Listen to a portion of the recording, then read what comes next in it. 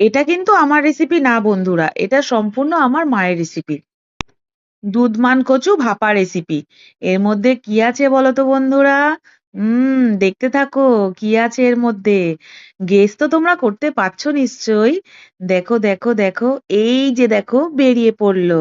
চিংড়ি মাছ আর কাঁচা লঙ্কা আর দুধমান কচু পাতা ভাপা। মা এর ওপরে সর্ষের তেল দিয়ে দিল আর সামান্য একটু নুনও দিয়ে দিল। আর মাকে বললাম, মা দারুণ করে এটাকে মাখাও। উফ! যা লোভনীয় না এটা খেতে বন্ধুরা কি বলবো। তোমরা যারা এটা খাওনি তারা প্লিজ একবার ট্রাই করো বাড়িতে। এটা বানানোর প্রসেসটা খুব সোজা। দুধমান কচু পাতার ভেতরে চিংড়ি মাছ আর কাঁচা লঙ্কা দিয়ে একেবারে ভাতের মধ্যে ভাপা বসিয়ে দিতে হবে।